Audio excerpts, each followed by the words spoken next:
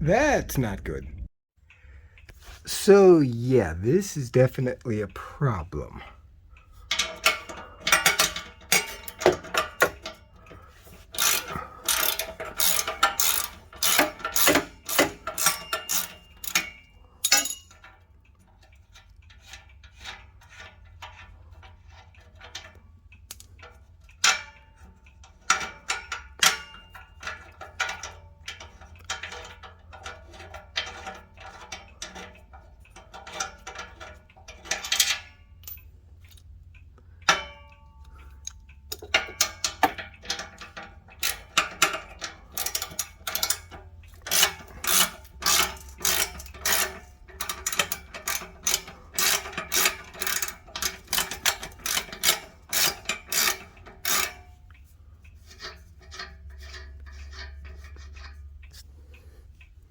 But if nothing else, I gotta say the DPI exhaust really does come apart quite easily.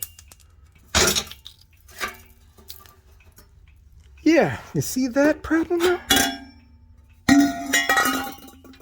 Fucking exhaust full of gasoline. And that's the gas puddle that just came out of my exhaust. Never a dull moment with these things. I wonder if it's hydrolocking the starter. But I don't know. How is it getting gasoline in the damn exhaust? I'm going to give Rob a call in a little bit, but I don't know if you can see down in there without a light. Let me grab one.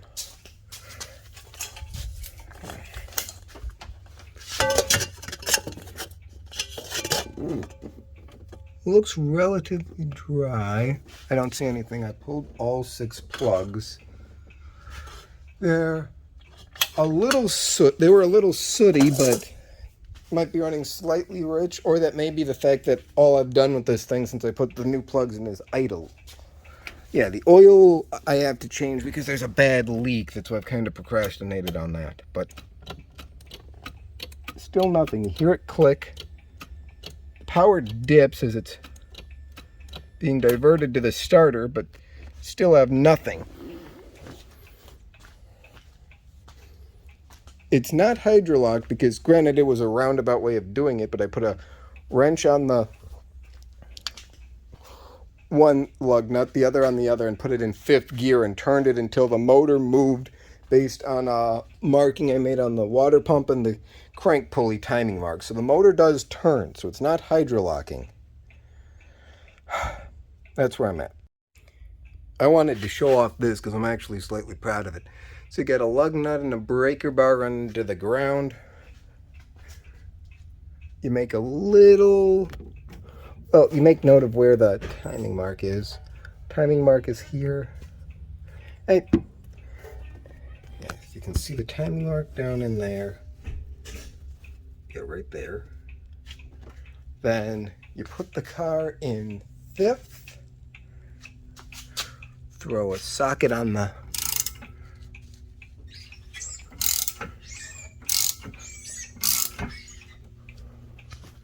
there, give that a turn, and now suddenly the timing mark is right over there. Right down here. So that tells me the engine's turning freely. Okay, so this is what I'm working with. Jumper cables on the starter, little piece here for the solenoid, sparks. Yeah, if I touch it directly, then it engages, which means to me something with the solenoid. Because if I take this old starter, now that I've cleared up the little issue with it, connect that directly to this one, use this little post piece, that'll jump and engage.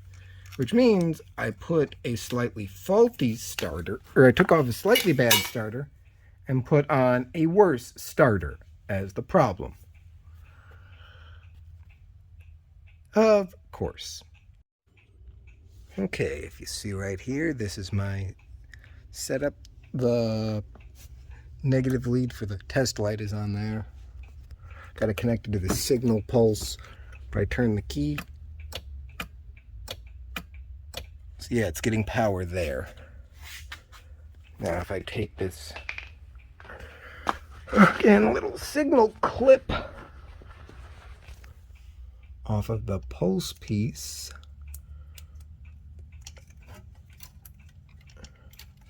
and I've just got that connected directly there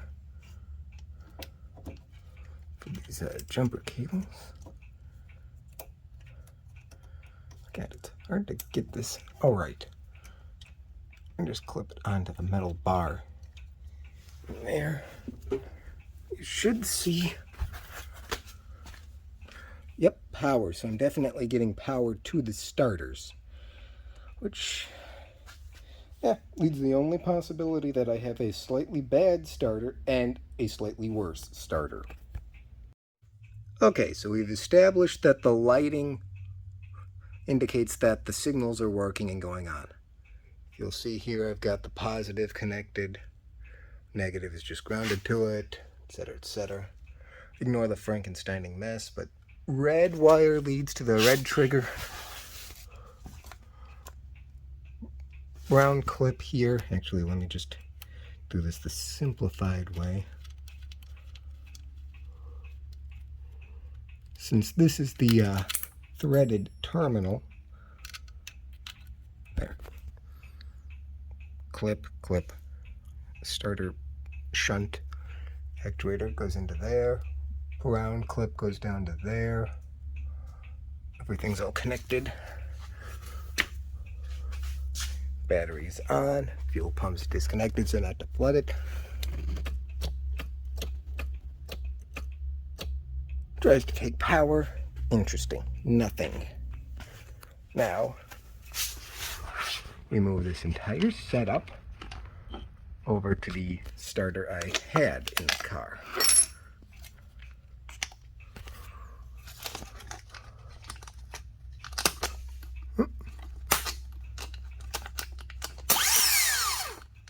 Yes, that just shows that if I directly give it power, I do have power.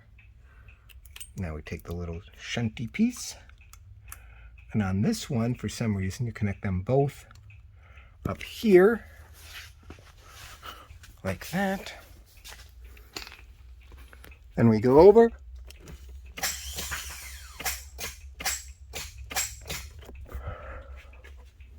And yeah, it spun until nothing came off. That's odd. Spun it once and then it stopped.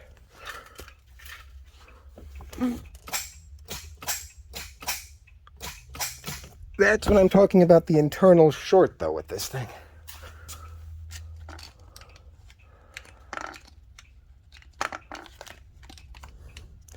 Okay, let's see.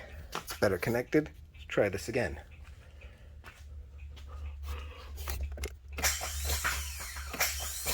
Yeah, you can hear the starter dance. So, yep, I replaced a slightly bad starter with one that was worse. Typical. And now with my repaired starter that I had previously removed, wired back in.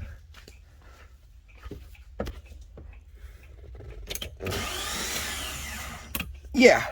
Okay, so yeah, I fixed the internal short on the little starter, put it back in. It'll turn the motor. Yep. I replaced a sort of working starter with a starter that was literally on its last legs. That was just enough to start the car after I put it in. Okay. Fun diagnostics. Now we're going to test a really stupid idea. Got a bolt where the alternator wiring needs to go, nothing connected. Let's see if this thing will start.